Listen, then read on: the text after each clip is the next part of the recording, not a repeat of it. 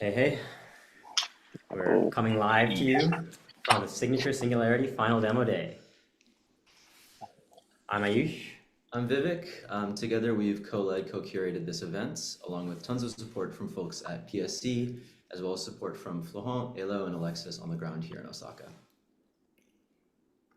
So we wanted to start this talk off with just a very quick brief on what a signature is and how do you make it, because it's about to come up like 20 times during this demo day. So it's very simple. It's a key pair, a private key and a public key, where the private key is held by a trusted authority to create a signature, and there's a public key that anyone can read in order to verify this signature. That's basically it. What are some examples of signatures? It turns out there are a ton in our everyday lives. For instance, most passports come with a signature from the issuing government. All emails you send or receive have a DKIM signature attached to it from the sending mail server that the receiving mail server verifies. And all Japanese ID cards here in Osaka have an RSA private key and can be used to sign data. So signatures have been around for decades. They're actually one of the oldest cryptographic pieces of tech. So what is the point of the signature singularity? So it's coming from a realization that many teams in the space have made that we need signed data for meaningful advanced cryptography. If we don't have signatures from some authority, we limit the strength and importance of claims we can make with tools like ZKPs, MPC, and FHE. And so we've gathered a set of the best teams in the space who are building cryptography around useful signatures and have brought them all together for this month. Our goals for this residency were to get all of these usually remote teams into one place, both to work together, to ship end-to-end cryptographic applications, and to find synergies between the teams. We did a number of workshops, almost all of which are live streamed to our YouTube, and you can see in the past videos.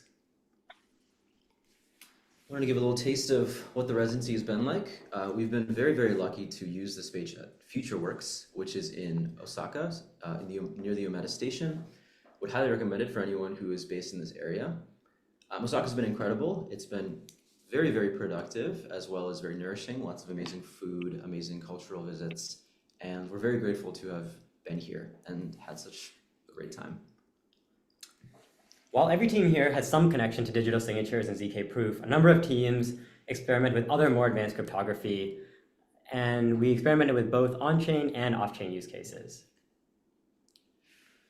This residency has been entirely supported by grants from a number of organizations that we're very, very grateful to. The first and main one is the Privacy and Scale and Explorations team of the Ethereum Foundation. They've been both the primary supporter and also many of the teams that are at this residency are coming from PSC. In addition, we've received some other small grants from teams at Gitcoin Passport, the Zuzula Q1 events round, and from Public Good Crypto, another cryptography research org coming out of Filecoin. All of these organizations are very open source aligned, and they're all trying to support this sort of research, taking signatures and making them more useful with cryptography. Our schedule will have three main parts. After these opening remarks, we'll go into 3 to 4 different full-time teams. Then we'll have another session with 3 to 4 full-time teams. And finally, we'll have a lightning talk session for folks that were here for either a short amount of time or have a shorter demo. So that's it for now. We are going to transition over to the ZK-P2P team, but just a quick reminder that for anyone watching, if you haven't registered on the Luma, please do now, because we'll be using emails from that Luma to give people access to different demos. We've also set up these test flight links here to download different apps that people will be demoing, but these will also be shown during their presentation, so you don't need to rush to get them right now. We'll stick on this test flight links page for about 30 seconds just for people to scan them and start downloading. It'll probably make the flows when these teams actually present a little bit more smooth. Yeah, and then next up is ZK-P2P. So yeah, in like about 30 seconds, Alex, feel free to take it away. cool. Thanks so much, everyone. I'll be back in 10 minutes. Nice.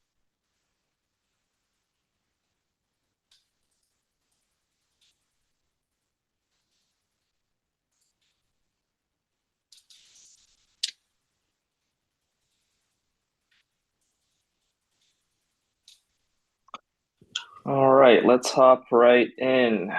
Okay. Hey, folks. I'm Alex from ZK-P2P. I'm joined by 2 other team members, Sachin and Richard, who are also dialing remotely. We got a chance to attend the residency for the first 2 to 3 weeks and had a pretty incredible time.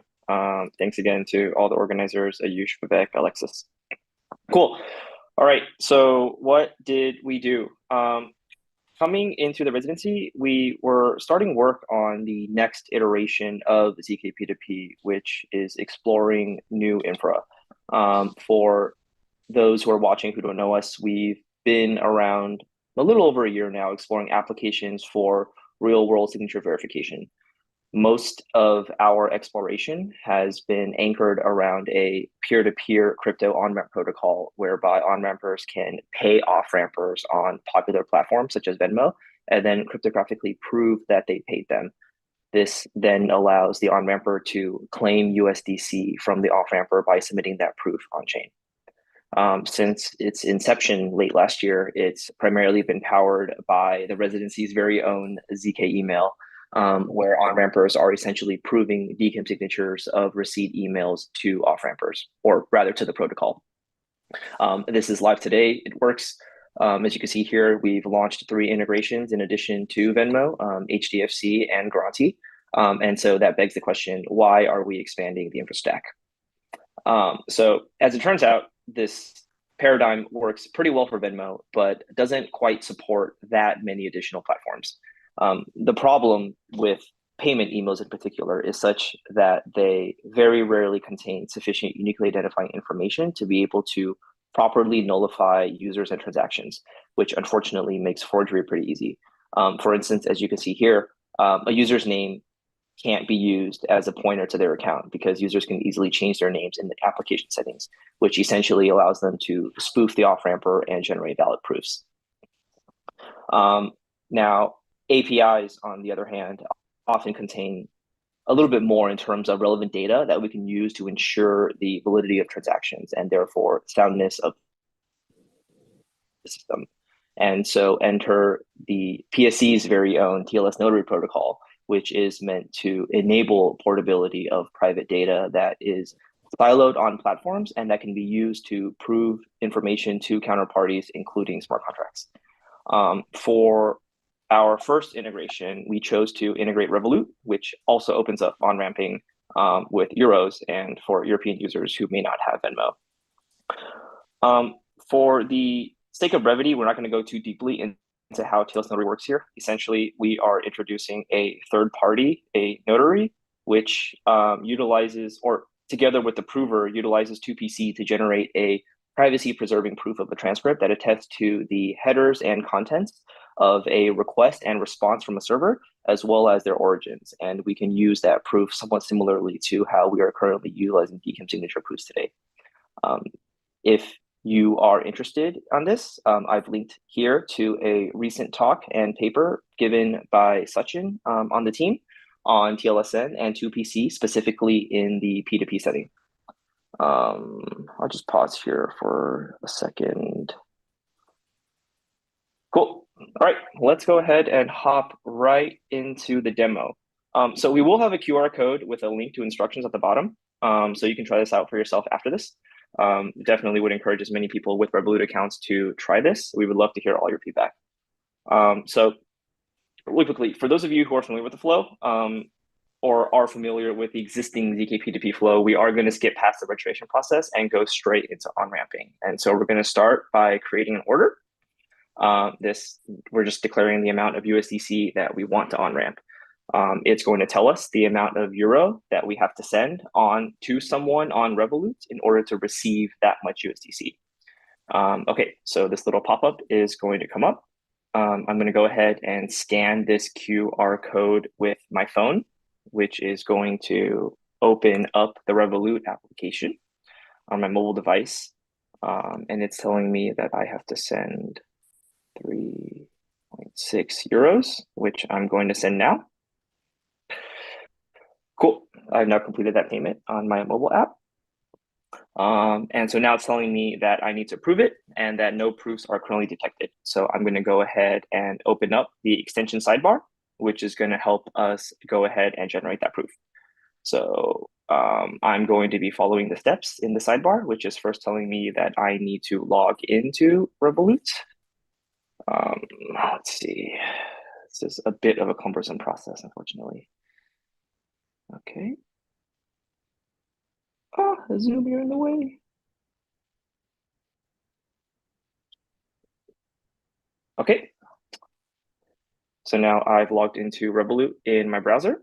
It's going to pull up the transactions page, and all I have to do is open up the transaction for the payment that I just sent, and you'll see that it's picked up the TLS transcript or the API call that contains the information that we're looking for in order to prove payment to the correct recipient. We're going to go ahead and notarize that now. This can take up to 30 seconds depending on your connection. Bandwidth is a pretty big constraint here, which we'll talk about in a second.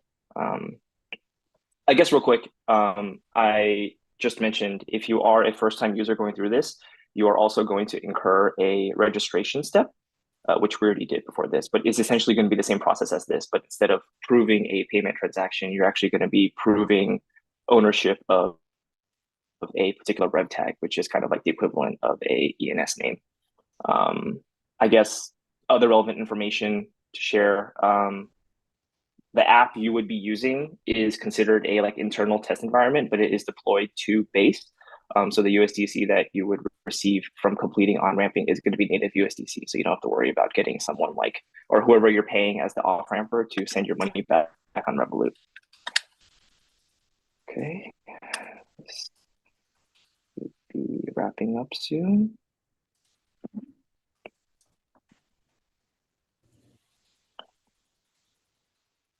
I wonder if Zoom is, oh, here we go. All right, so we've completed notarization of this request, and it'll take us back to ZK P2P, where we've picked up the proof from the extension. And so I'm gonna go ahead and submit that now in order to complete the transaction.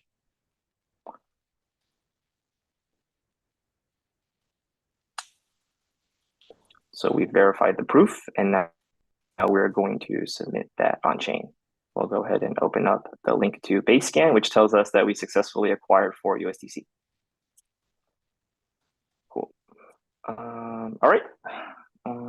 That wraps it up for the demo. Next, I'm going to be handing things off to Richard, who is going to dive into some of the challenges and limitations of our system.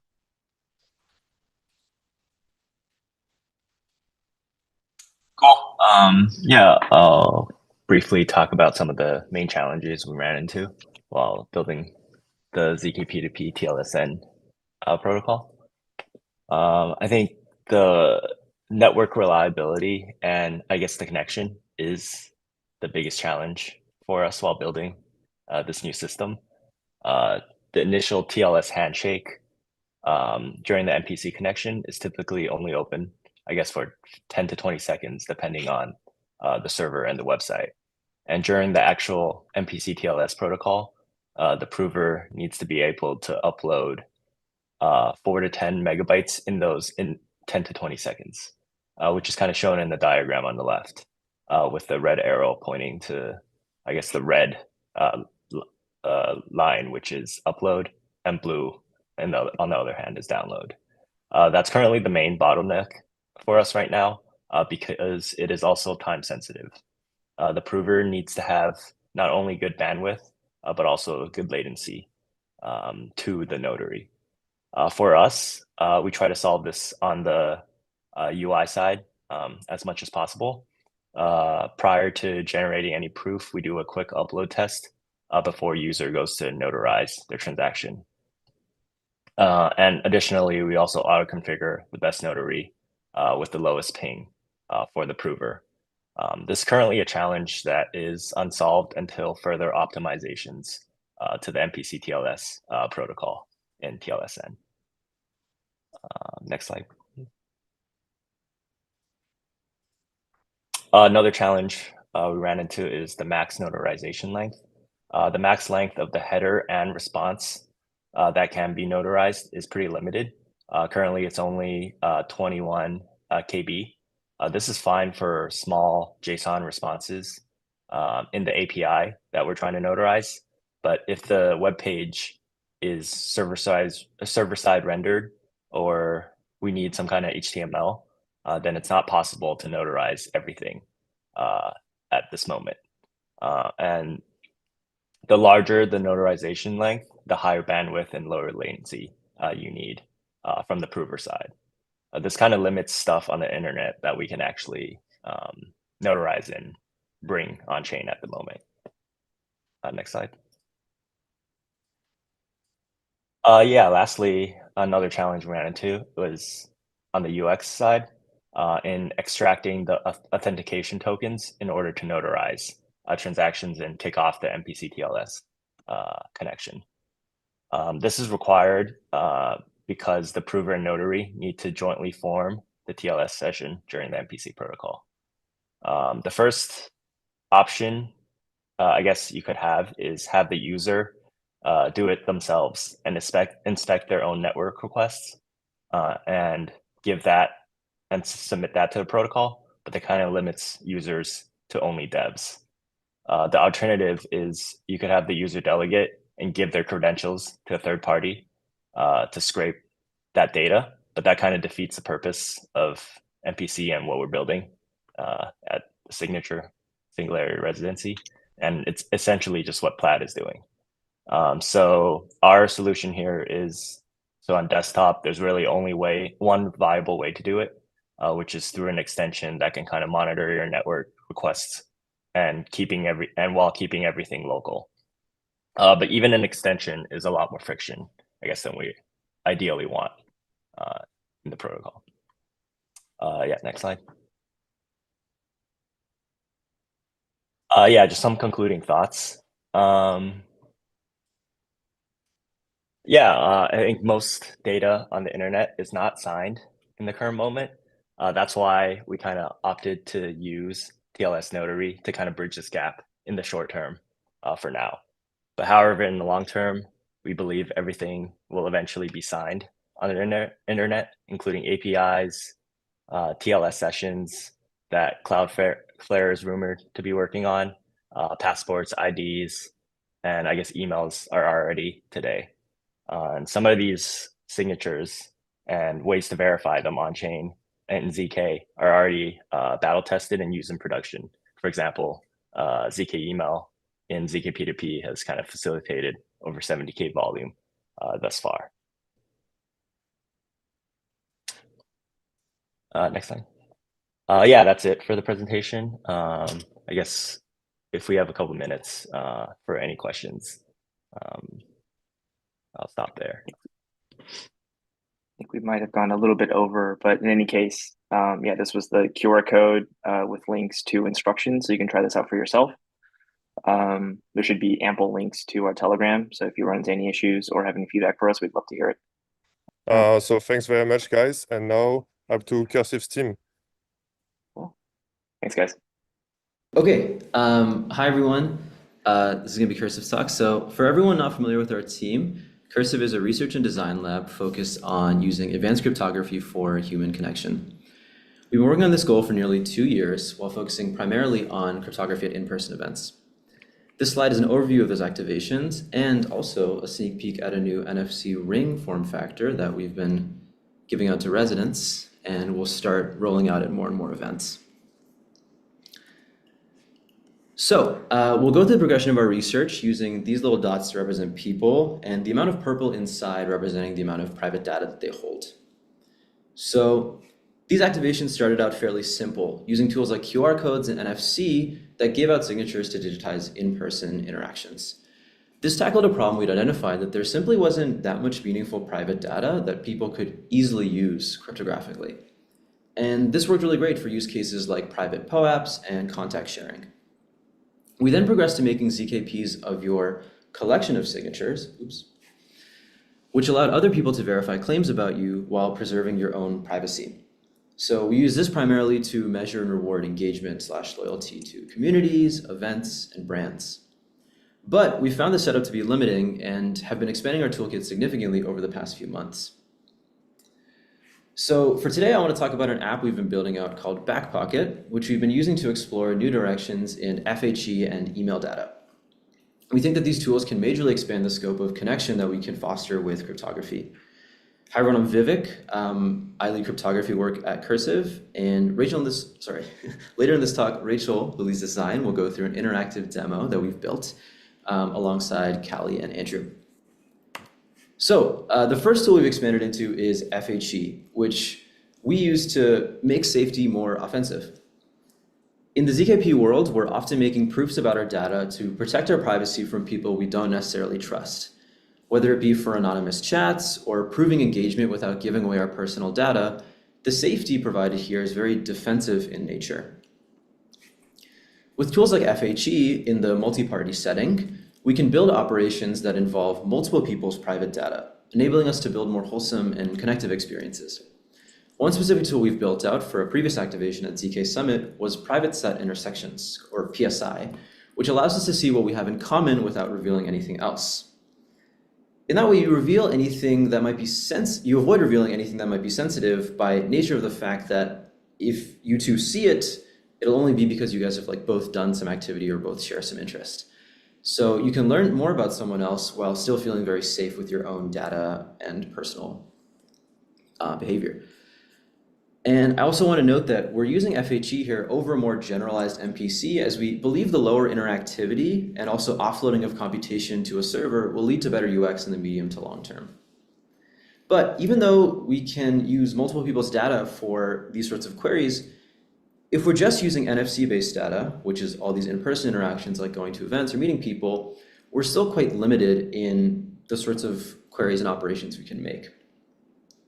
So that brings us to emails, which we think will help us make these connections more meaningful. In particular, we think email helps our plot in two different ways. The first is that we can get access to a lot more people to do FHE queries with, including PSI, because you can pull connections from your email. This includes from stuff like calendar events, from payment notifications, and is going to be much richer than just people you're tapping at events. In addition, you have access to a lot more data that you can make proofs about, do FHE stuff with, because your email is very, very rich and stores so much of your past life. And so as a result, we think it can just enable deeper connections and more meaningful overlap with people in your circle. So I'll hand it over to Rachel to talk about a specific demo. We're gonna do a specific demo of these ideas where you can see travel-related overlap with people in your network. We'll pull contacts and past Web3 events from your email and then allow you to self-attest to some future plans. Then we'll use FHE to run private set intersections and find overlap if it exists. So to do the demo, we're gonna go to, I'm gonna go to backpocket.me. What we're gonna do is we're gonna start by importing contacts from calendar events and past event data from email. So I'm gonna import and sign in to my Gmail.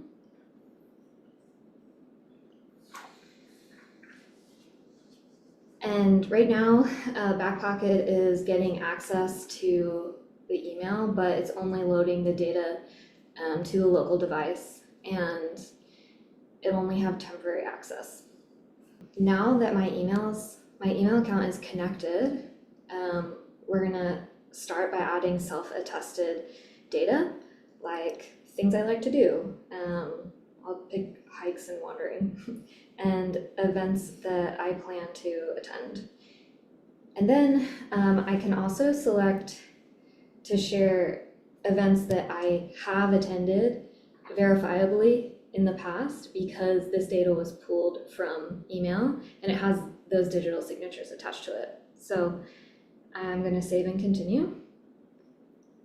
And I'm going to select two of my teammates that I want to share with.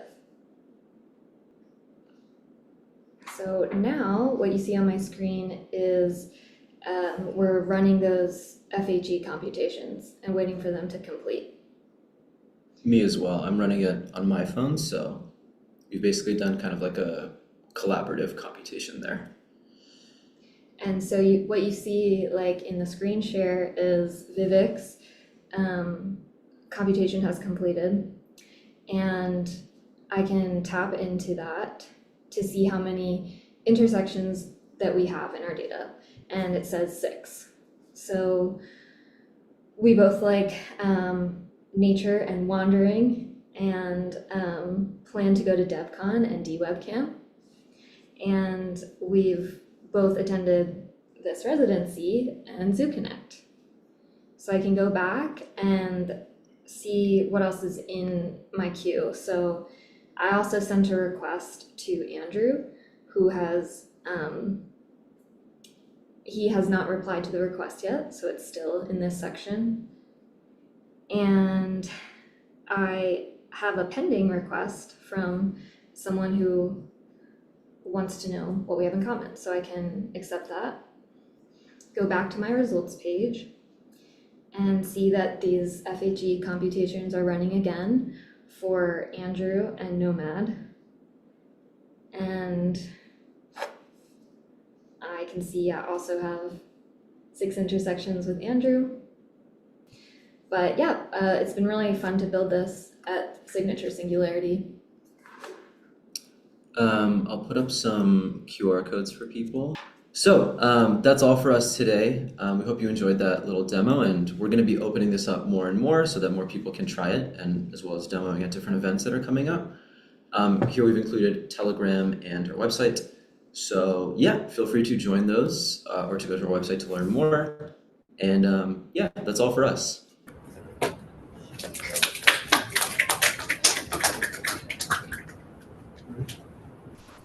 Sweet. Thank you to Cursive. The next team up will be Proof of Passport.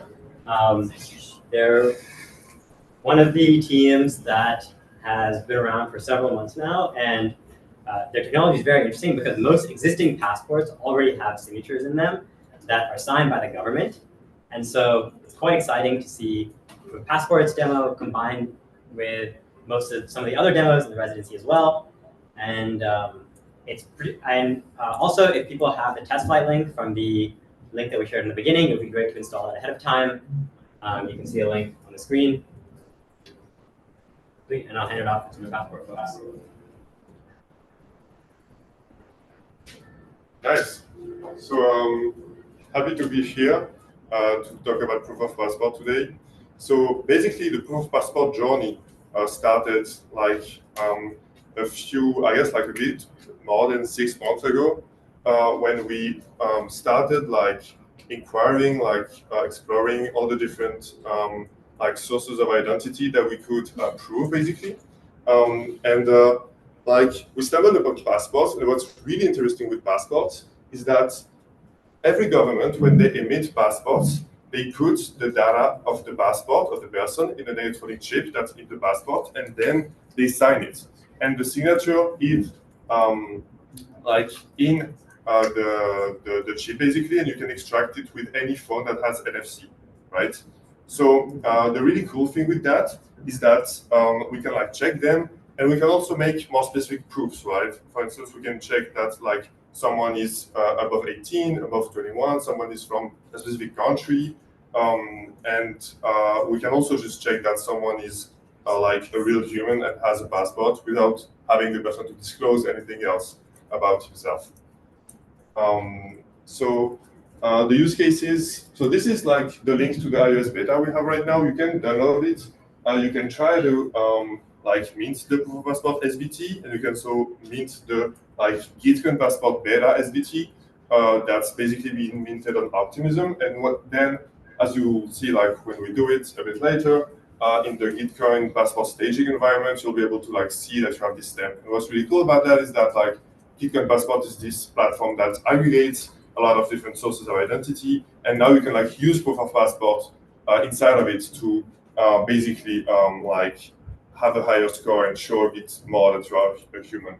So I'll let so briefly use cases, CB resistance, selective disclosure of private data, and also we can sign transactions with it, which is pretty cool. We haven't experimented much with it, but there's a lot of potential. And now I'll let Remi talk a bit more about our circuits and what we did at the residency. All right, thanks. So let's talk about what we achieved during this residency. So the first thing we did is that we totally redesigned all the circuits to split them into 2 parts.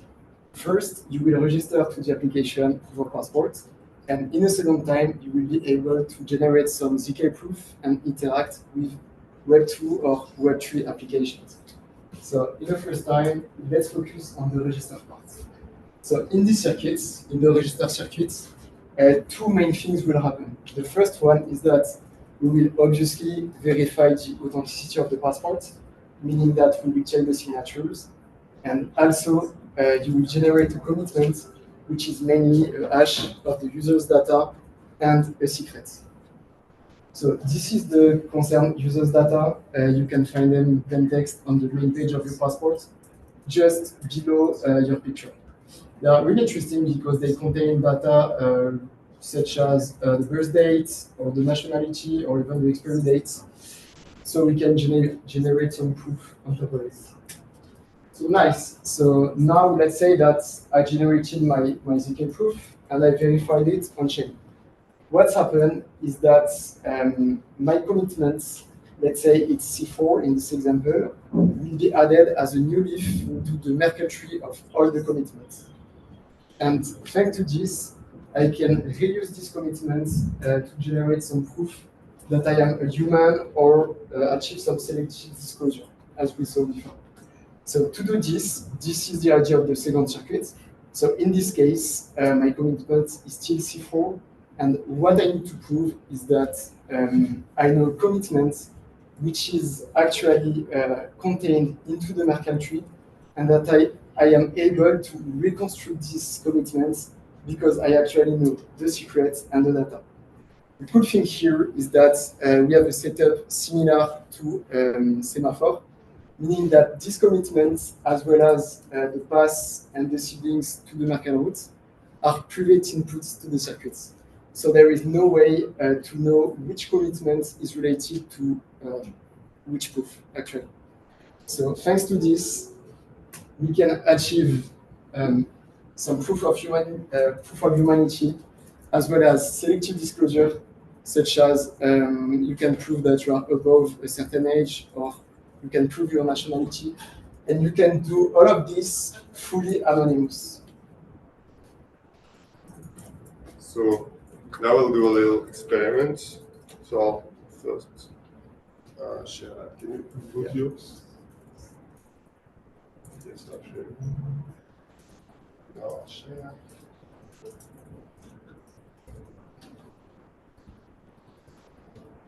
Okay, so now you'll soon be able to see what's happening on my phone. And basically what I'll do is go on the Proof of Passport app, which is basically exactly the app you can download right now on this slide.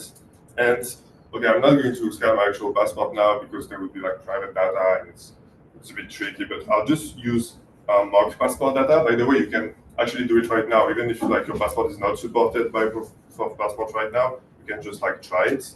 And now it puts me automatically at like the page with all of the apps. And what it's doing in the background is that it's already registering a commitment in the tree. So it's like already doing the first step in the background. It's not like it's completely privacy preserving and everything. So it's like doing it as a kind of optimization. And then now if I go on Gitcoin passports, I'll be able to like, this is mock passport data, but obviously you would have like your photo. There's nothing to disclose for this app because like you don't need to disclose any like other attributes other than just your humanity. So I can just like put Remi's address. I'll generate the ZK proof. So another really like cool thing is that those proofs, like the second proof is like super fast to generate. So before we only had one ping circuit and like every time you had to reprove your whole passport. So it was a bit messy. But now the proof is so fast that like it shows 0 seconds because it's like 0.9 seconds and it's like rounded. So that's like pretty cool because it's just a few constraints. It's like a semaphore tree. And then I'll be able to meet my stamp, which has been sent to this transaction. And now if I, if we go and see what's happening on Gitcoin, on Remi's account, basically he'll be able to claim the stamp. Right, perfect. Verifying, so this is like looking on chain if the NFT has been minted. And now you can see that like in Gitcoin, he has like gained points on his passport. So this is basically like the first integration of proof of passports.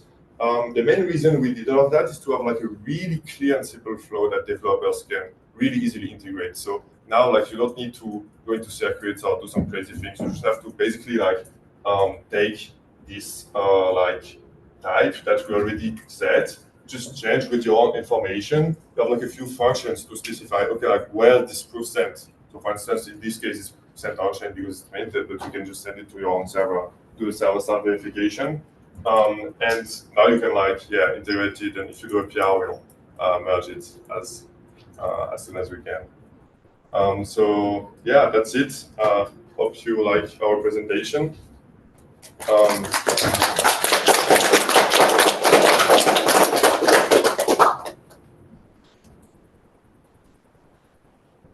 Sweet. We will hold for a second for people to send questions in the Zoom chat. If you have them, let us know.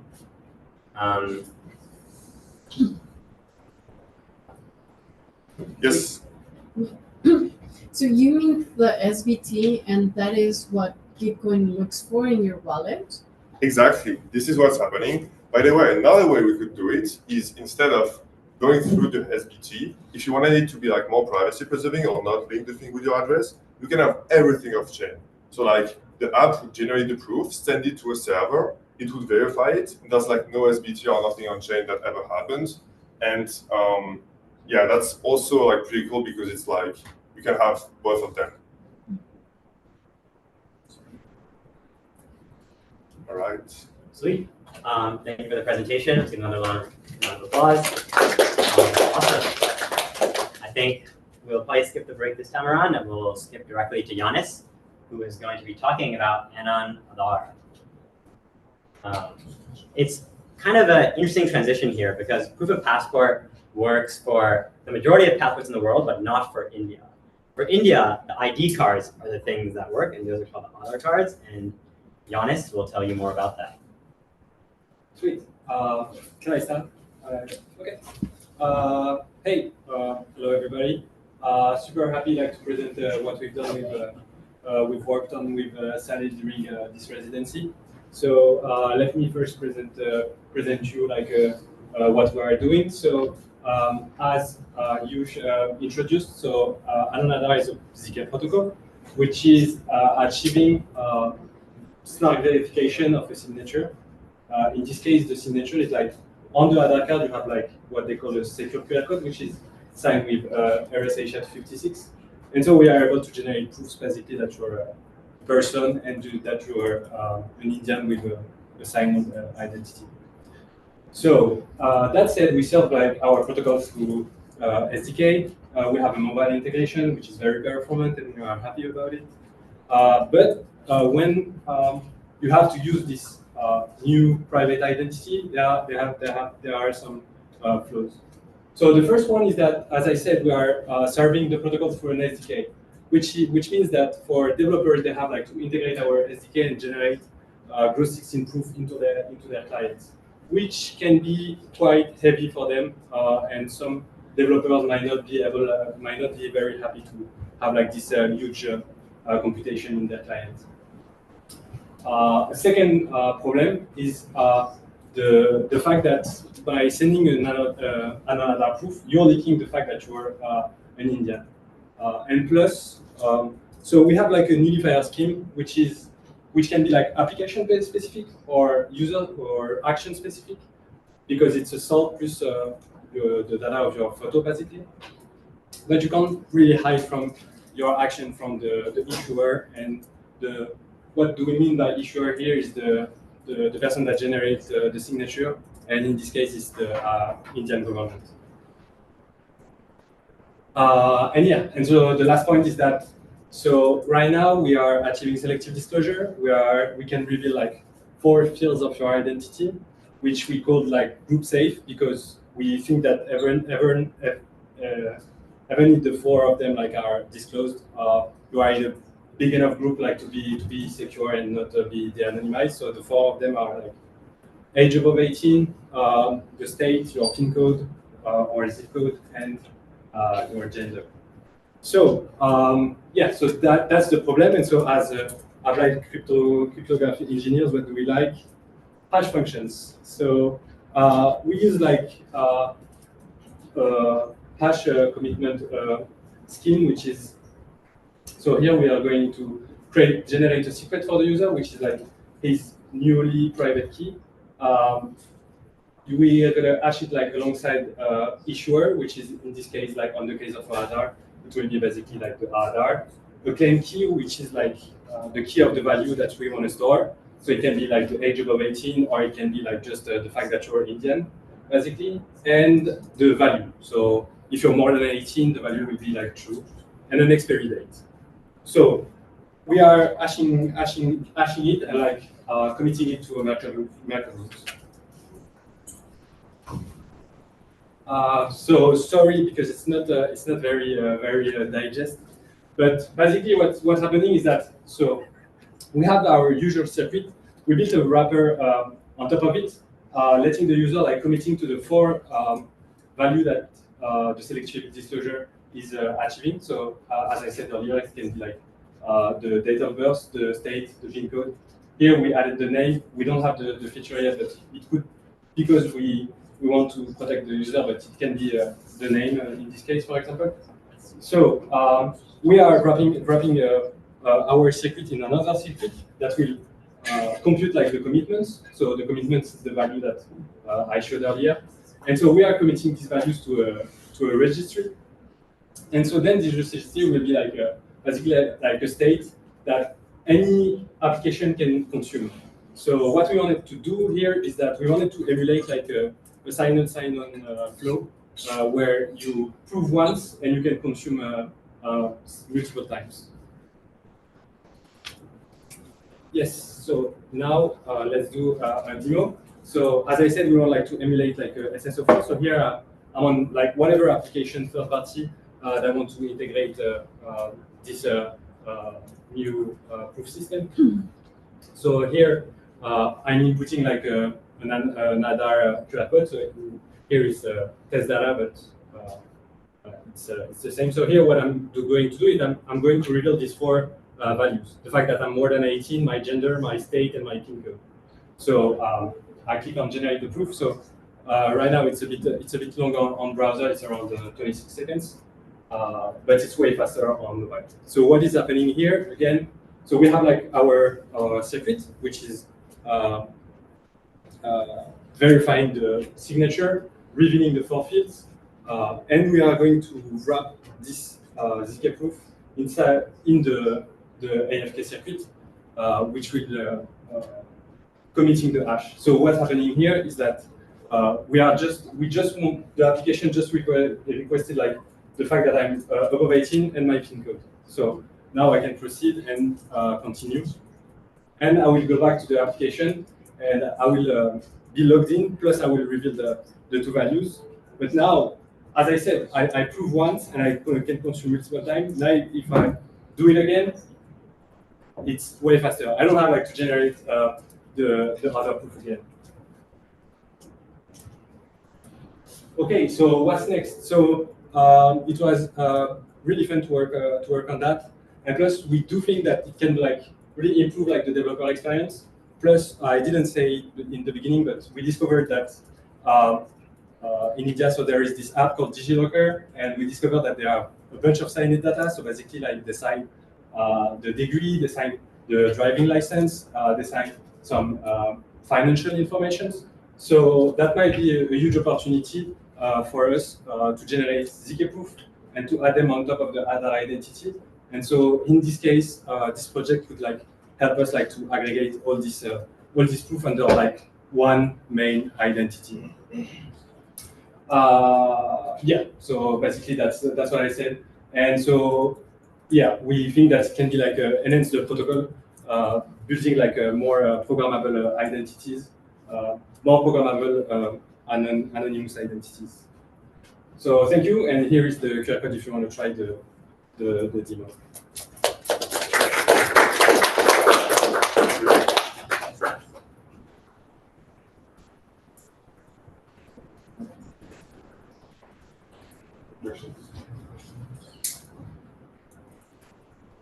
All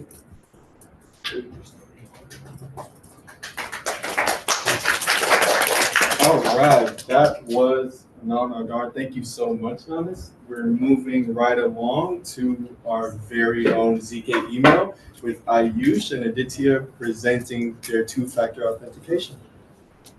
Aayush, you have the floor. Awesome, thank you very much. Sora, I'm going to come up here as well. Awesome. So today we'll be talking about getting multi-sig confirmations via emails. This allows you to do things like 2FAs, more intuitive DAOs, and more with ZKML. I'm Aayush. I'm Aditya. I'm Sora. Sweet. So some of the problems we noticed are that it's quite hard to coordinate safe signers and DAO multi-sigs to sign transactions immediately. Often people are away from their laptop or their hardware wallet, and as a result, high quorum multi-sig wallets may have their transactions significantly delayed. In addition, it's very hard to include normal non-crypto users. In addition, we noticed that a lot of folks want email-based two-factor authentication on-chain to sign large transactions. This is often quite helpful, especially if you want to ensure that your experience using the chain has similar security properties to your experience using any other banking app where you're asked for confirmation before large transactions. So we can head over to the demo. For the demo, we had all the residents from the residency create an email wallet account, and then we created a safe from that email addresses, email wallet addresses, and we have the approval confirmation at 4 threshold. So here you can see these are all the participants. We are going to initiate a transaction. One thing to note is that only the EOA can initiate a transaction, while all the email wallet signers can only approve the transaction. So here we can choose a random address. We can initiate the transaction, and then we can sign.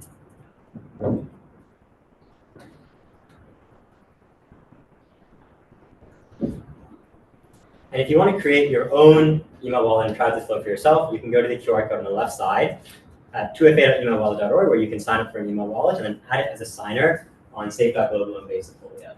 So as we are waiting for the confirmation from all the signers, we can move and discuss how this entire function works. So what exactly are we achieving with this flow?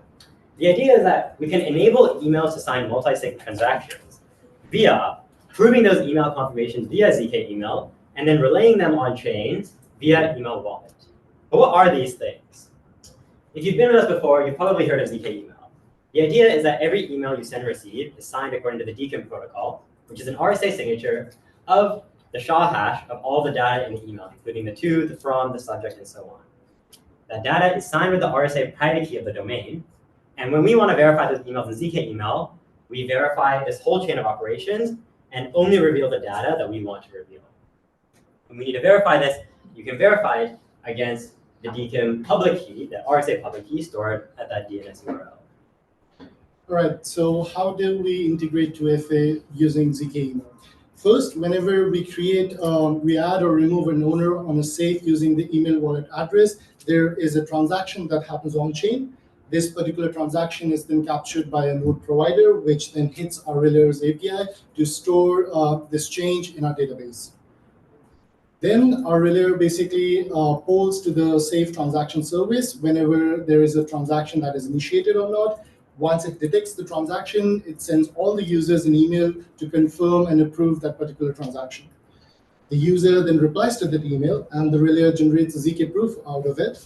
And this proof is then verified on chain, where the safe basically captures the signature and then adds to the threshold to approve the transaction.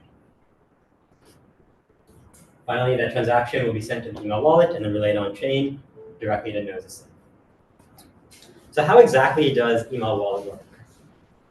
So email wallet, to authorize the transaction described in the email subject, user simply need to reply to the email. And you can see the hex string here. This is called account code.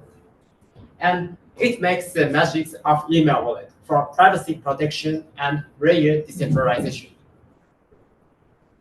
Specifically, our ZKP circuit proves that the hash of the email address and the account code in the user's email is equal to the correct result of the user's email wallet username address. So in this way, the user can protect the email address privacy on-chain. And also, since the circuit proves the account code in the email that's sent by the user, it can ensure that the user can access to this account code. And this will allow the layer decentralization, because even if the user's current layer blocks the censors the user's email, the user can start using other layer without changing the account on-chain, just by sending a new email with the same account code to that new layer. Sweet. So we'll be waiting for these transactions to roll in, but until then, you can learn more about ZKML on prove.email. You can try this for yourself by going to 2fa.emailwallet.org. And you can ask questions with Telegram, whose QR code is in the middle, or by asking here, or by DMing us in Telegram.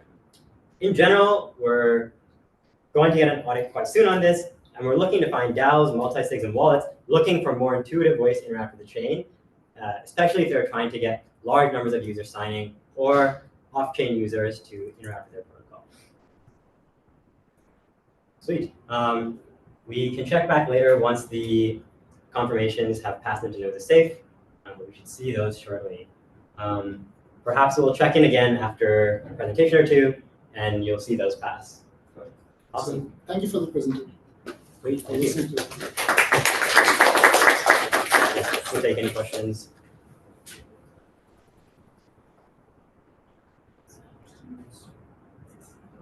Awesome. Thank you all for listening.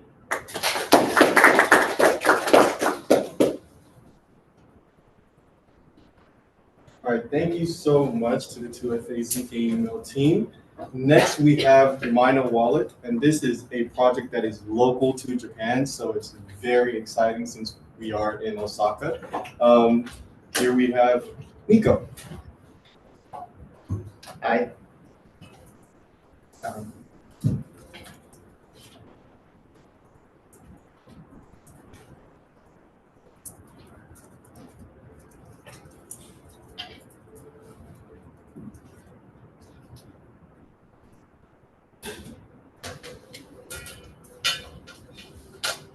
Hi, my name is Nico. I'm working for the MynaWallet. So this is our team, Nico, Hiro, and Yoshi. We all three together work hard for this assembly. So firstly, let me introduce what is MynaWallet.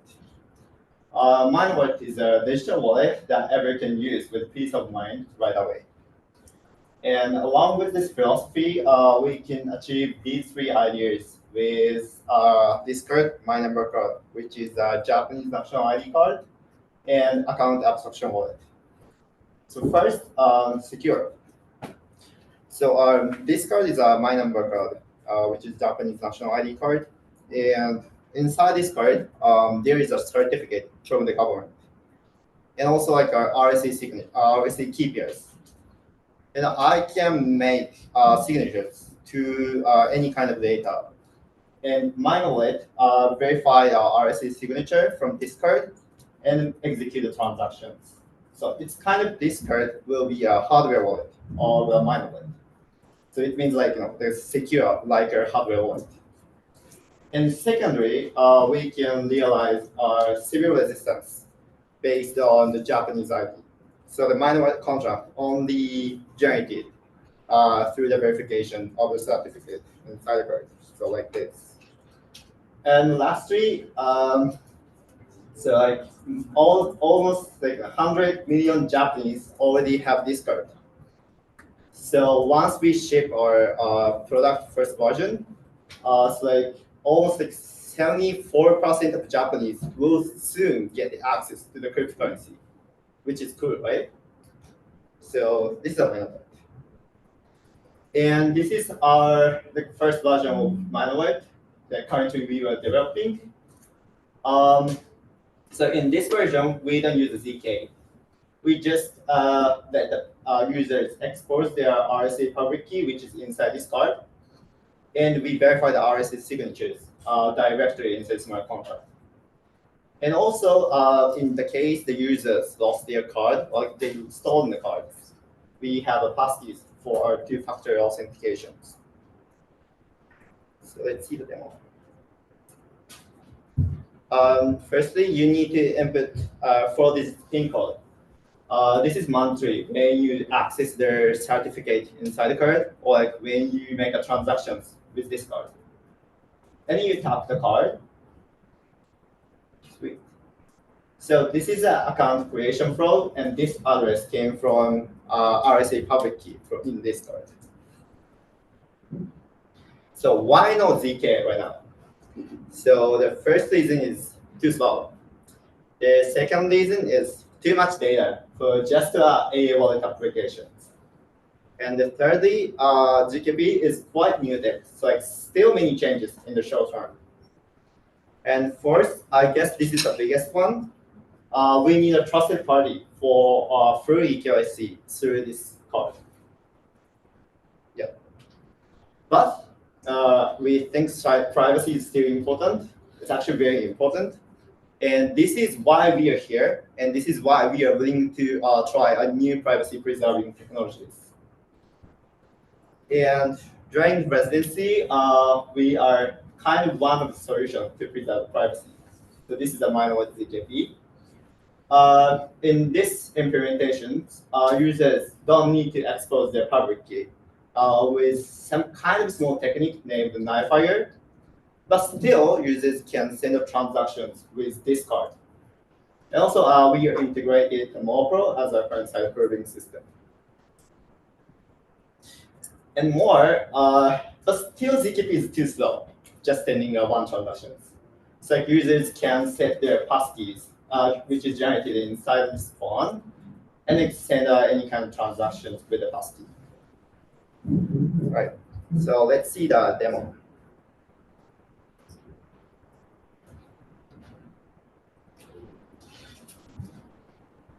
So this is our front end, and I guess most listeners here are non-Japanese resident. It's like you guys don't have this card. But for those foreign friends, we have a minor card emulator. So you can generate a dummy minor card from here. And let's see, send the transactions. So like, there is a two-way. One is Nifire and one is passkey. And Nifire is the standard transactions with the ZKP. So first, let's try our ZKP version. Set the amount and transfer. So for the dummy code, you can input any, for this code, this is just a dummy, so like, and yeah, so I start generating a proof. And proof generation takes a little bit of time, so let me introduce about our demo applications.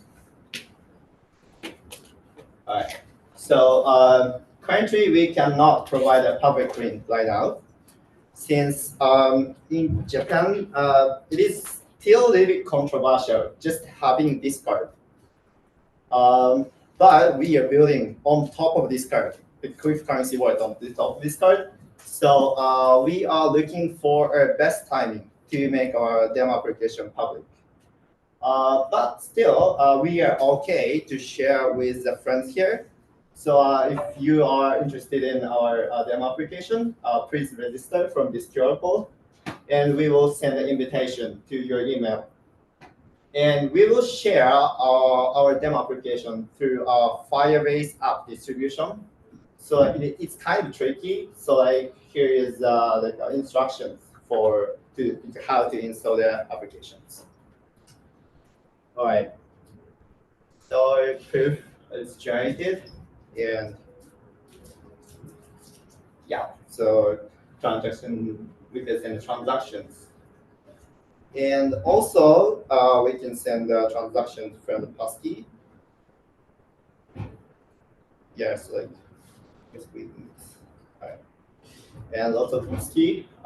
It's actually, this is our proof of work during this residency. And yeah. Yeah, great. So yes. So this is all from our demo. Thank you for your attention. If you have any questions, feel free to just post to this email address. Thank you.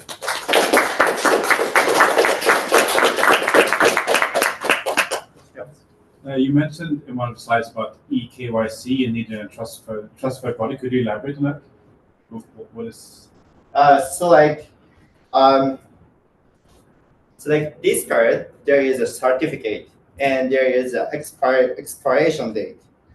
But then checking that expiration date is not enough to verify the eKYC.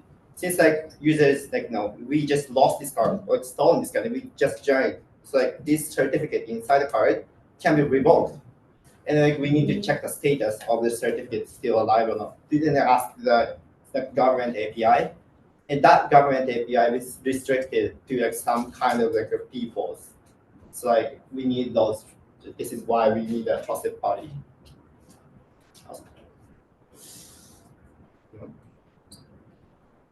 All right. Thank you, listening. Thanks so much.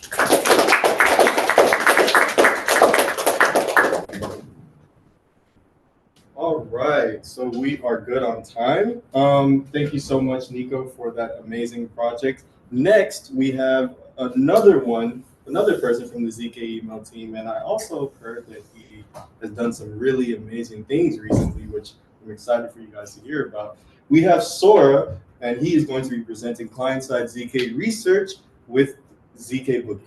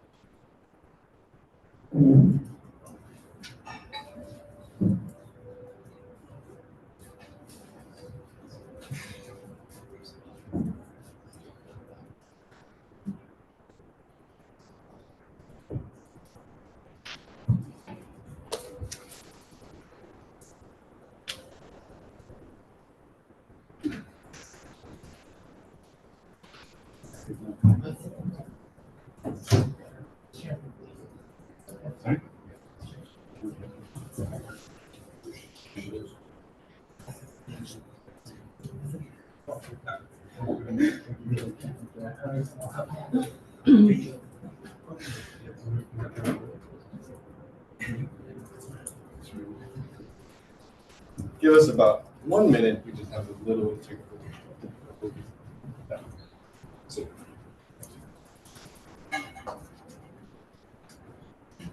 Yeah, maybe we can provide a little bit of context for Sora's next presentation because it's going to be a lot more on the technically heavy side. So I guess in client-side ZK research, to make these ZK boosted signatures very efficiently from the client side, you often need very fast proofs running in the browser. So far, one of the few alternatives we've had for small proofs has been Groth16, and for larger proofs, people have tried to use things like Halo 2 in the browser. And so the idea was, can we find a really fast browser-side proof that will work at scale? And there was some promising research a year or two ago with zk-boogie, which is a very simple MPC-based ZK protocol that allowed you to make ZK proofs. Unfortunately, it wasn't super performant in the browser. So as a result, Sora took a look at it, and along with some help from folks in the residency, was able to figure out, oh, there's actually a small theoretical improvement you can make on top of zk-boogie that actually does make it practical in the browser, and that's where zk-boogie comes from. And so we'll give it up to Sora to talk about zk-boogie.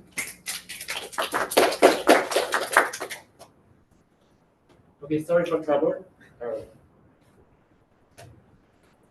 Hi everyone, I'm Sora from ZKML. So today, I'd like to introduce a new ZK scheme called zk-boogie. It aims to achieve first client-side proving and first recursion. So in ZKP application, especially application here, client-side proving, proof generation on the browser is very important for privacy protection, but it takes a lot of time due to high computation cost. However, it's not easy to reduce the proving cost because ZKP scheme has a trade-off between proving and verifying cost, and the small verification cost is also important for on-chain verification. One solution for that is recursion. Considering your recursively verifying circuit, a permissionless server can generate the proof for the user's given proof and this verification cycle.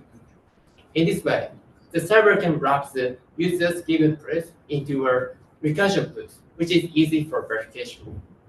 However, it still requires a lot of computation for the permissionless server, recursion server. To solve this, so our question here is that how can we minimize the total time of the client-side probing and its recursion? To solve this problem, we have researched the NPC technique-based ZKP schemes, especially zk-boogie, because it has two advantages. First, its proving algorithm is very simple. For example, it only requires arithmetic operation and hash computation. Second, it can adapt arbitrary finite field. It means by adapting the same finite field as the ZKP scheme used for the recursion, we can avoid non-native arithmetic operations inside the recursion cycle. However, it requires many hash computation, and it implies the choice of hash function, which can be either CPU-friendly like SHA-2 or ZKP-friendly like Poseidon hash, has a significant impact to the total proving time. To fix that disadvantage in the zk-boogie, we propose zk-boogie. It minimizes the number of hash computation. Specifically, it decreases from the circuit size order to just the input size order. So as long as the input size is not large, we expect it can achieve first client-side proving and first recursion at the same time. So our demo is here. You can try benchmarking our zk-boogie protocol from here on your device. Unfortunately, it only supports Chrome and Black browser on PC or Mac. But on those environments, you can compare the benchmark of zk-boogie and Gross 16. Please try it. But sorry, you need a PC. Sorry. It's working. Oh, okay. So I think in some old smartphone, since WebWorker or some WebAssembly library does not work, it's not work, but in the new smartphone, it may work. Please try it in various environments. It works well. Oh, thank you. Yeah. Very fast. Okay. So before describing the detail of the zk-boogie protocol, we first review the zk-boogie.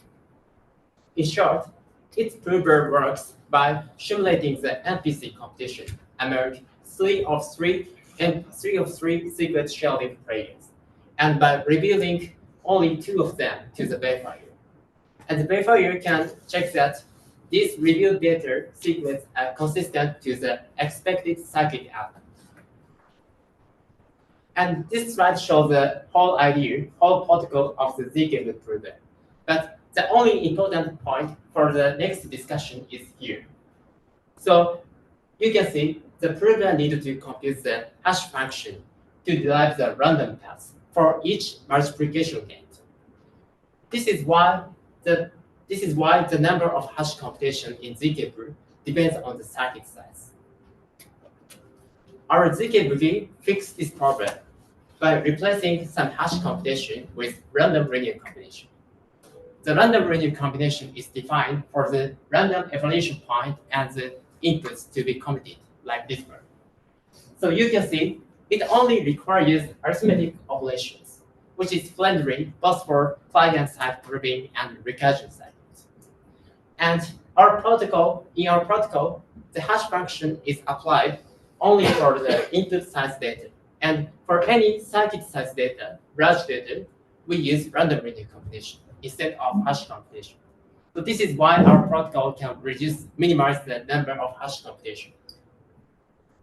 So we implemented this zk-boogie protocol in Rust and measure the benchmark. This blue point shows the zk-boogie's total time, and this green point shows the gross 16's total time.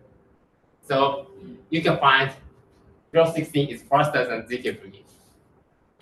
However, when I turn on the VPN and restricts the download throughput like this one, I got the very interesting result. That is, the zk-boogie's total time is faster than gross 16 total time, even if gross 16's computation time in these yellow points are more faster than zk-boogie. This is because the gross 16 requires the user to download proving key, and this download time will be larger than zk-boogie's time when the download throughput is restricted. These results suggest that zk-boogie can be faster client-side proving scheme for users in the slow internet environment. And I think this feature is very good because improving the computation speed is easier than improving the network speed. And for example, we might be able to use the web GPU to accelerate the proving speed of the zk-boogie protocol. However, to apply the recursion to the zk-boogie protocol, the zk-boogie protocol still need to send proofs to the server, recursion server, and this size increases linearly with the circuit size. And this is the result of the zk-boogie proof size and the proving key size.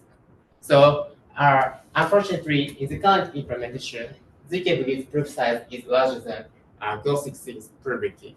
But we still think we have a big room to optimize this size because while Stack.js has been optimized for 5 years, I made this zk-boogie implementation just a few days ago. Thank you. Yeah. So, however, even after the optimization, that size will increase linearly. But it can be not a problem if the prover can send this partial proof data in a streaming way while generating the proof data. And also, one idea to reduce the proof size itself is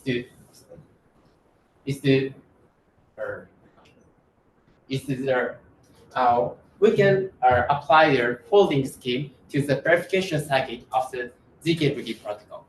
So in this way, the prover because zk-boogie verification algorithm is the repetition of the same computation.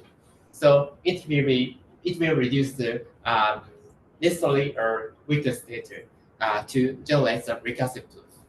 And also, compared to the directory using the forwarding scheme, it can hide the user's private witness data, even if it sends forwarded witness data to the untrusted recursive server. So this is a result of our research about client-side proving. So I will continue this research, and I hope we can report more interesting results. Thank you for listening. And thank you for discussion about this wonderful condition and proposing a cool name called zk-boogie. Thank you. Sweet. Thank you. Just really quick, the results of the email 2FA demo are now in. So we will quickly switch back to that and show you guys that happened.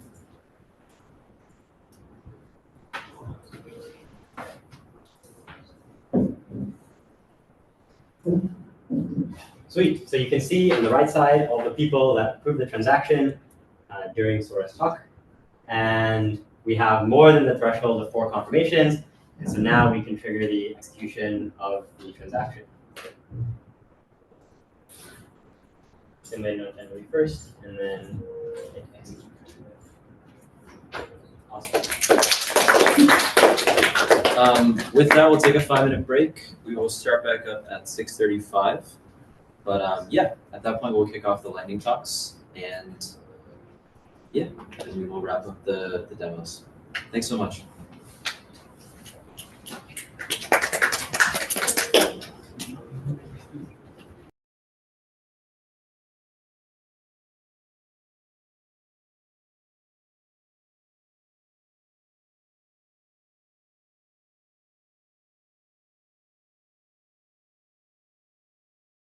Okay, wonderful.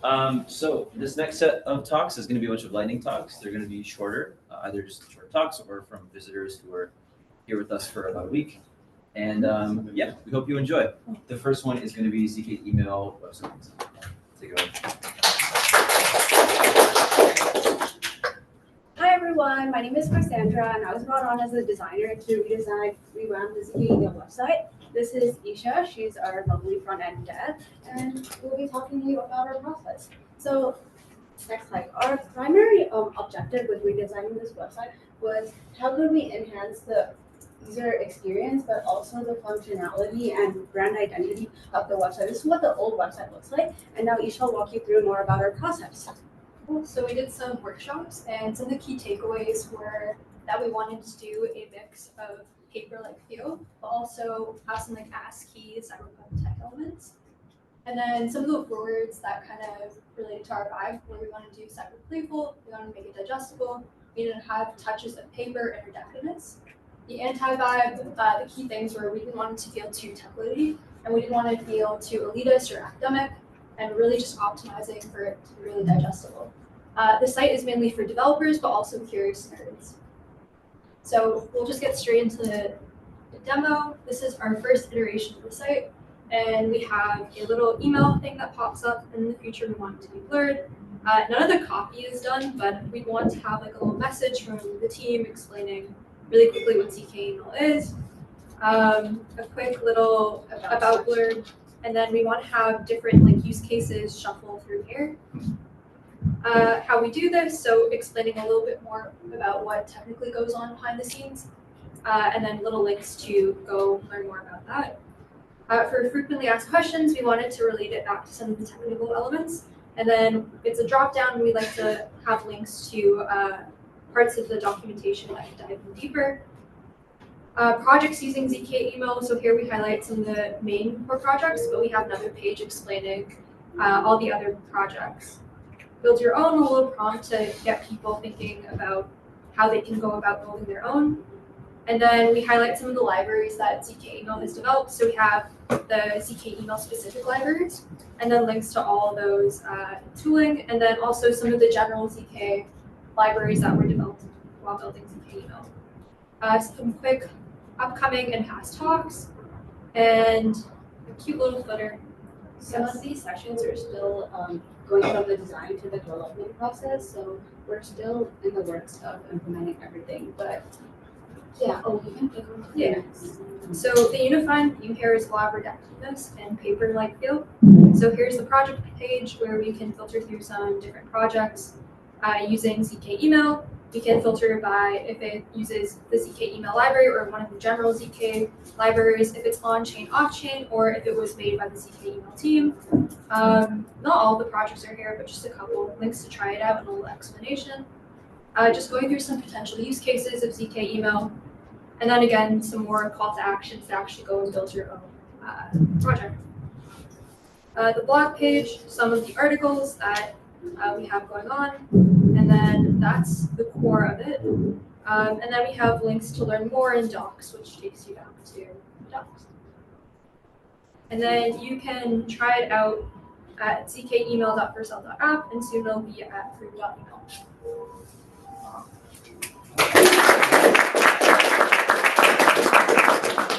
If anyone has any questions, please let us know. It is not yet fully mobile responsive. Yes. But it's getting there. But we'd like to thank everyone at the residency for bringing us on for such a short amount of time. We have learned so much and keep on iterating, and thank you so much.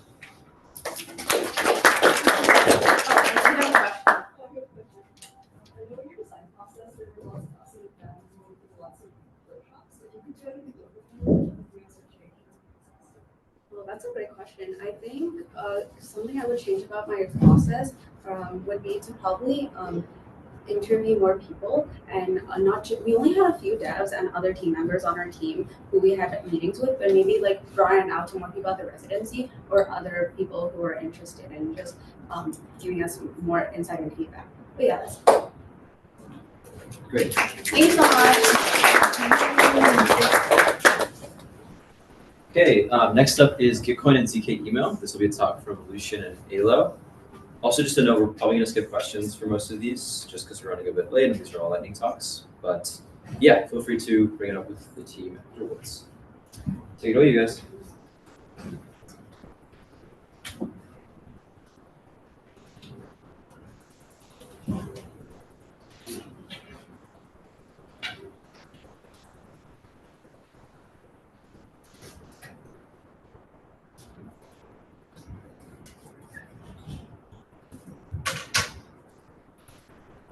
Sweet. Thanks, guys. I'm Lucian. I'm with Gitcoin Passport. And I'm Halo. I'm with PSC, but I support ZK email. And so we have just a quick project we put together here with a proof of concept to show you guys how we can bring Passport and ZK email together to do some really cool things. And so in Gitcoin Passport, we currently have lots of different stamps you can get. Some of them are more like Web3 stamps, like stuff like verify my Ethereum activity or my NFTs. And a lot of them are more Web2 stamps like GitHub. And so verifying these Web2 stamps, currently you have to go through OAuth flows, which can be a pretty painful process. If you're familiar with Gitcoin Passport, you probably come in and this looks like something you've seen before. Lots of these different OAuth pop-ups. You gotta click through all these things. They expire after 3 months. You have to do this, several times a year, whenever you need to access. So they can be not a great experience. And so we think there has to be a better way. And so what if users could log in just once, verify all these different Web2 accounts with just a single click, and even better, not let any sensitive data leave their local machine. And so this is kind of what the flow will look like. You can hop over to our proof of concept here. And so you can see I have this sign in with ZK email button. This is an account where I have a pretty low score here. If I look here, I just have like my one NFT stamp that I've claimed from just holding a single NFT. So this is a user that doesn't have a lot of Web3 experience that they can work to prove their humanity with. And so they can just choose sign in with ZK email. It will search through their inbox locally on their machine. Say it found some emails, it's going to generate proofs for those emails. So let it work through this. And it auto-verified those 7 stamps. You can see my score shot up there. With just one click, I'm able to prove that a human go and interact with a bunch of apps. And so we're really excited for this. You can see all the stamps that I've claimed here. And so hand it over to talk about some more technical side things. Yeah, so what's going on under the hood essentially is like you're getting like a proof of, we're doing a proof of GitHub, and you go to your email and then you get like an invite to like a GitHub organization or like the repo. And then essentially you have the DKIM signature right there, and you look and the domain is signed and you see GitHub right there. And then also the body is signed as well. And then from the body, we're extracting the GitHub username, and you can see that meditation 24 right there. And that's essentially how it works, and we prove all that. So we're able to nullify off of that name. We'll actually look up the actual account ID, get some additional information from the GitHub API, all based off information we get from this email.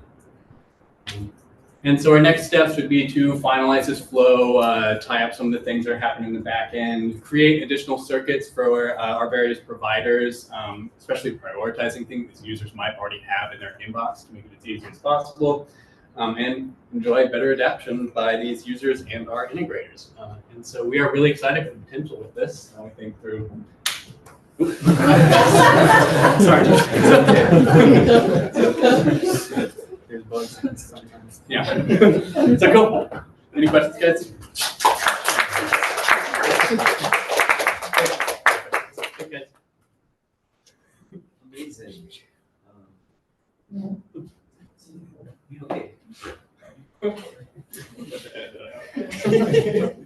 It's fine. Okay, next up is going to be MoPro. Vivian will be giving the talk on behalf of her and Oskar. So take it away, Vivian.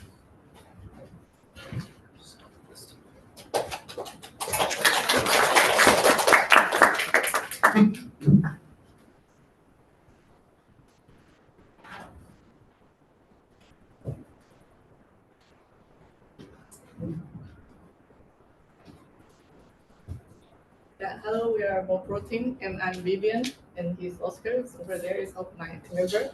And MoPro stands for Mobile Prover. And in this residency, we built a benchmark app in iOS to compare different toolkits to generate a growth system between different circuits. Yes. So, I provide a link tree so you can take a screenshot online, or you can scan it with QR code. I provide the slides of the link of these slides in our GitHub repo and the link to the benchmark app.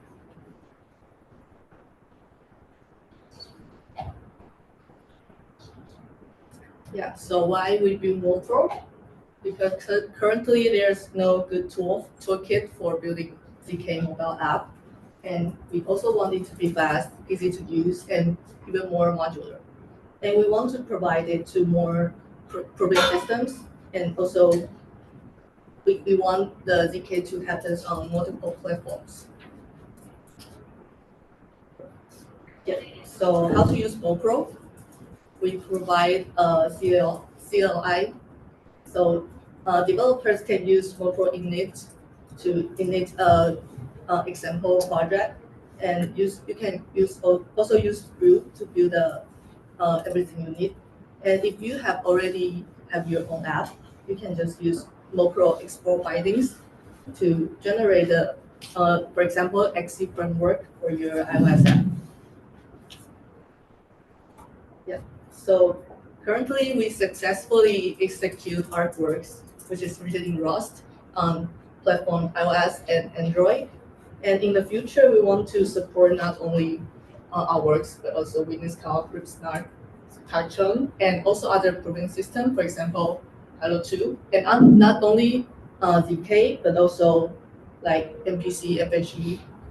And we want to make it run on different platforms. So now we have iOS, Android, and in the future, we also want it to be on games, for example, Nintendo Switch or PS5. Yeah, so you can also scan this QR code for the demo app. Yeah. So in this demo app, when you open this app, you have to download these files that are the keys and binaries. You have to use them to generate a proof.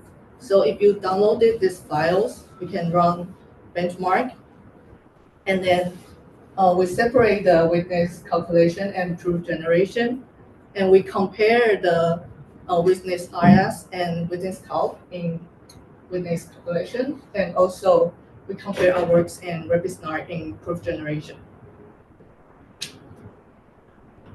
Yeah. And it takes some time to generate proofs. Yep, nice. So if you already generate proofs, you press the button submit results, and you will link to Google Docs. And you can pass your results here. It's a little bit hard to, yes. Yeah, so you just passed it. Yeah, and in this app, we also have a web prover. So you can compare it with Snark.js on the browser.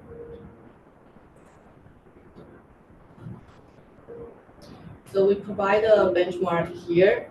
Comparing to Snark.js, the native app can achieve more than up to 10 times or even 20 times faster than Snark.js.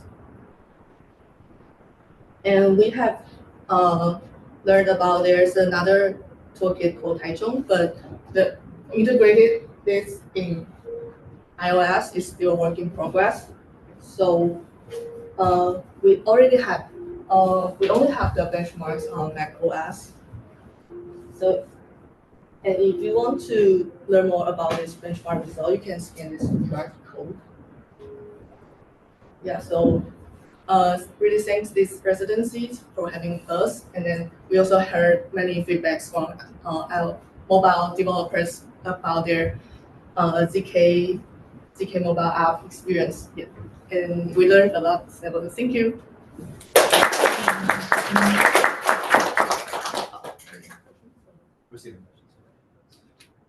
Thanks so much, Vivian. Okay. Next up, we have Kaylee and Sofiane, or is Kaylee speaking on behalf of the Attest team of Kaylee and Sofiane? Right now. Ready to go? Okay, take it away, Kaylee.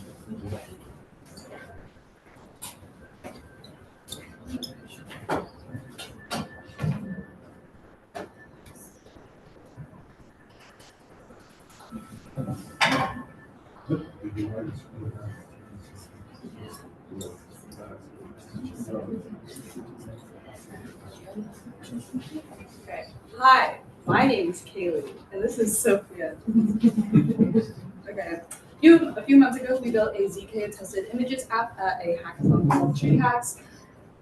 How this worked is we basically derive a secret key pair in the secure enclave of an iPhone, and whenever you take an image through our app, we sign the image, and then we send that signature to our server. But wait, how does our server know that the data actually came from an untampered app instance and device? So in this case, it would be like an Apple device. So we have this neat protocol that Apple created called Attest. So Attest is an Apple framework that allows apps to prove to external services like a server that an incoming API request is from a genuine iPhone running the unmodified developer-specified binary. And this is important because many apps require some civil resistance and anti-bot security. So the architecture is as follows. It's going to be brief. There are 3 parties involved. 1, your device, an iPhone running your app. 2, your app server. And 3, Apple, which is running the Attest protocol. So first, your device derives a key pair specific to your app in the secure enclave. And using a one-time challenge, Apple servers can attest to that key pair specific to your app using their servers. And then that key pair is used to basically send any requests that you need to the server, and the server can then verify that attestation with a bunch of different steps. That's not important. It involves signatures and certificates. So we played around with a few ideas during this residency. One was, what if the app server was the blockchain? Who doesn't love the blockchain?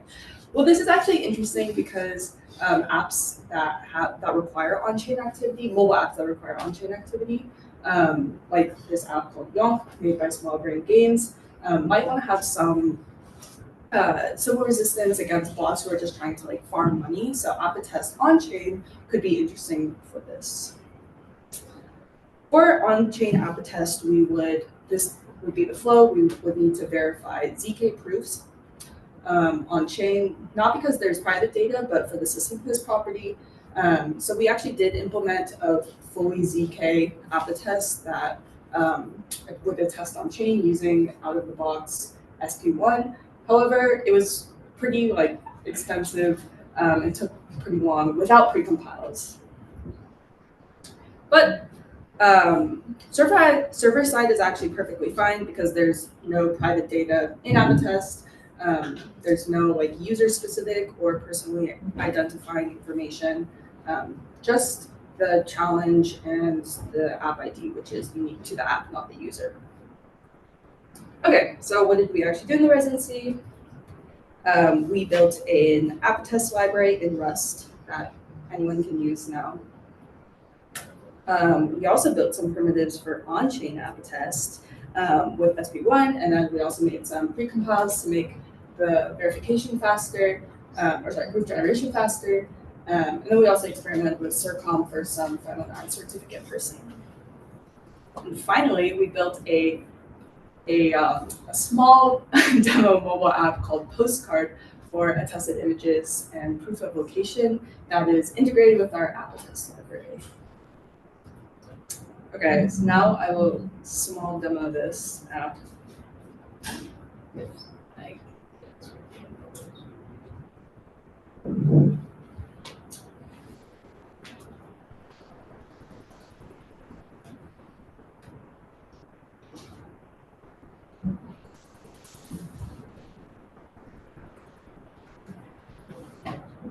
Sick. Okay, so this is our app. This is from earlier today. This is my public key from my derived key pair in my phone. This is the location of said picture that was taken. This is the signature that the key pair signed, basically attesting that this is a valid instance of my app, and using an untampered device, an untampered iPhone. And this is the attestation. I will attempt to do a live demo. We'll see if this works. We are not developers, so sometimes it be crashing, but that's okay. Oh, look, there it is. And that is an attested image, signed.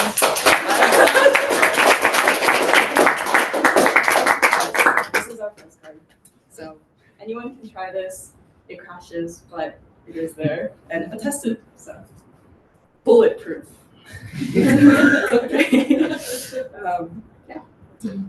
Yay.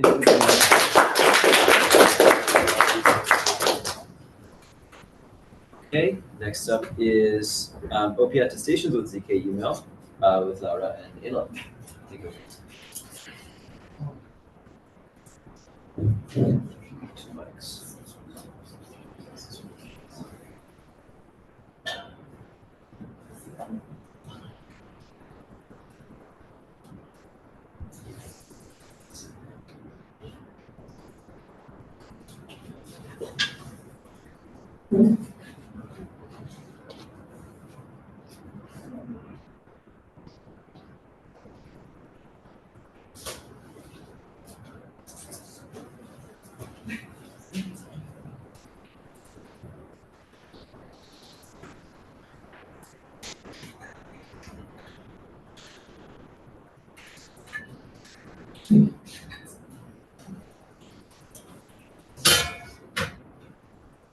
Hi, so thank you. I'm Launa, this is Ilo, and we've been working on how to improve and work on the optimism governance, leveraging the proofs that can be generated by ZKML.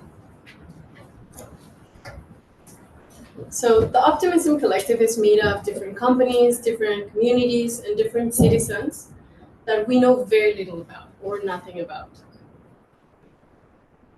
What are some of the things that we don't know? We don't know certain off-chain attributes, such as how diverse the collective is.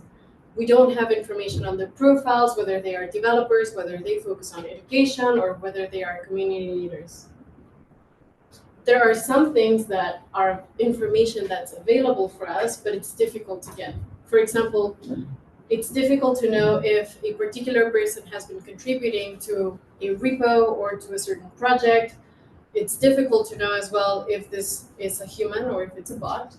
And it is also complicated to know what's the employment history of someone so that we can know how much information they have. Then there's also other information that's easy to get, but it's very difficult to verify. One of them is GitHub ownership, and then another example is Twitter ownership. And the reason why we dislike this last example in which we're able to get the information, but we don't like the way in which we're verifying it, is because these verification methods rely on Web2 authentication tools, such as OAuth. Then the way in which the information is verified relies us on trusting certain entities. For example, trusting the Optimism Foundation, which is actually pulling us away from our desire for the collective to be more decentralized. And then lastly, some of this information is based on self-attestations that require peer-to-peer validation. The reason why this matters is, one, the members of the collective are the ones that are deciding how the technology in optimism is moving forward, and as well what happens and how the community and the collective itself evolves. And the second one, which is the most important one, is there's a lot of funds at stakes. There's at least 850 million OP that have been earmarked for citizens to vote on how they will be distributed. And as the collective is moving to an attestation-based identity, this is where we find a very interesting intersection to explore how we can use ZKML to generate more 'data points that we can attest to. So what we're doing here is we're growing the identity data pool while preserving privacy. So some of the data points that we're pulling at are proof of GitHub account ownership. We're also looking at proof of GitHub organization, whether a person belongs in, is part of the GitHub repo of an organization, whether a person has contributed a particular line of code to a GitHub repo, and then also proof of KYC. And from all of these different proofs, and from each one of these different proofs, we're now looking to generate an on-chain attestation that can be verified by anyone. So yeah, all of this stuff lives in your email, like the GitHub organization, GitHub account, contributions, as well as KYC. Like you could get a KYC email from Robinhood or whatsoever. And essentially, we just take these information within the email headers or the body, and we extract that using regex to then create these OP attestations. And we create a schema, and these are some of the ones here. And so the reason why we're starting, for example, with proof of GitHub contribution is we're targeting specifically the next 2 of the upcoming retro rounds that are taking place this year. So retro round 5, which is going to be focused on contributions made to improve the OP stack, will highly leverage information from people that have made contributions to the repositories of the OP stack. And then for retro round 7, in which we're looking at dev tooling, we really want to know and we really want to hear from developers that have actually used these libraries and these tools, how they have benefited from them. So what's happening under the hood? Every time you actually merge a PR, you receive an email, which is signed, and you can see the DKIM signature right there. And essentially, there's a bunch of things that are signed, like the to, the from, but the domain, which verifies that it came from github.com, as well the body is signed as well. And from the body, we abstract the link of the PR, as well as you can see there where it says authored. Sometimes that could be comments, so it's really important to note whether it's the person is actually the one that actually contributed to the repo and authored it. So yeah, these are the things that we abstract from the email for the proof of GitHub contribution.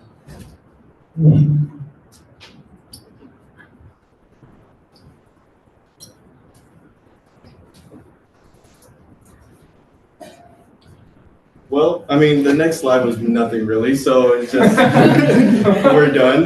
Thank you so much, and just keep up with ZK email as well as optimism for this next update.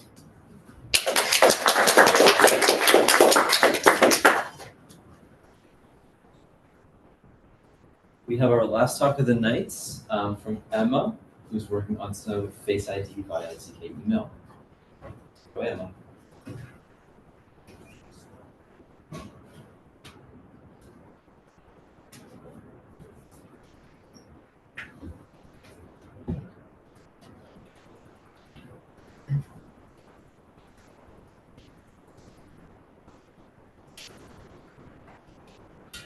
Okay, hi, I'm Emma, and during the 4 days in which I was at this residency, I worked on verifiable facial similarity detection. So yeah, we've probably all seen this type of auth flow where you have to upload an image of your ID and upload a selfie of yourself, and then some facial recognition matching happens in the back end. Often this is used for KYC and proof of personhood, but it does require you to always trust the server you're interacting with and reveal personal information. So what if we were able to generate a private and reusable attestation that your ID actually matches your photo? This should ideally be paired with something like proof of passport to prove that your ID is also valid. And it should be verifiable by anyone, any server, as well as an untrusted server.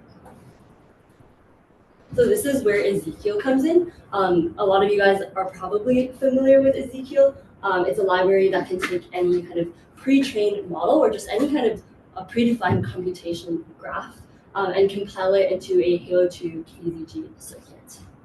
And so as a user, in my case, in the case of image similarity detection, you're able to prove that your inputs, which is your ID photo and your selfie images, when run through a model M that does facial feature extraction, will generate Y is equal to M of X, which in our case is the cosine similarity between the two images, all while keeping your inputs completely private to the verifier.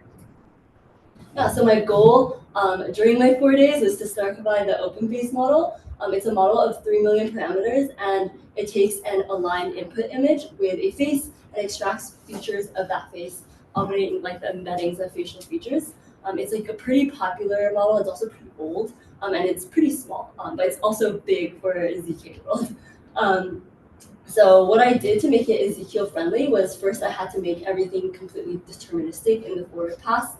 There was some like non-deterministic padding that the PyTorch implementation was doing. And then I also added like cosine similarity to just kind of like as an output of the forward pass instead of doing it after a forward pass, so that it can actually be included in like the circuit. Yeah, and then I'm gonna just show, or I'm gonna show like a little app that will take in a photo of your face, and then I'm also going to talk about like my experience with kind of Ezekiel and compiling a model of like 3 million parameters.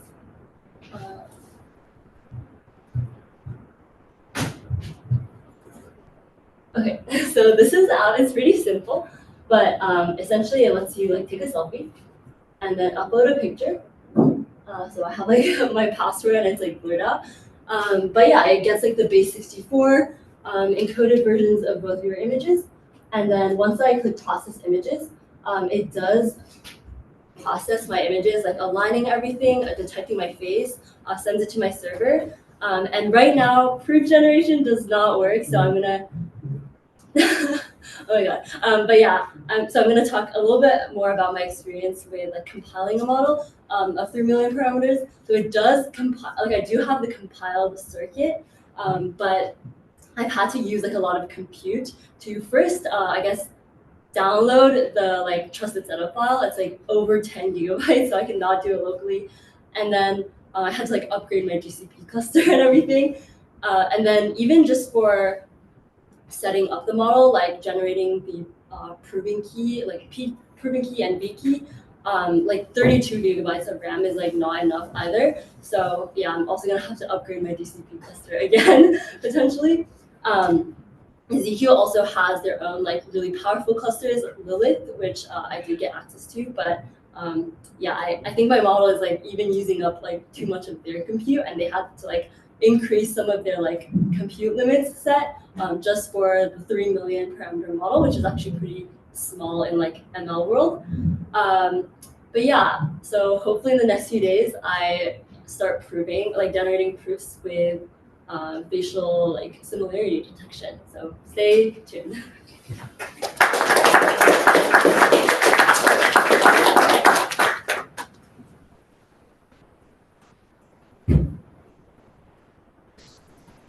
So with this beautiful talk, we'll wrap this session up.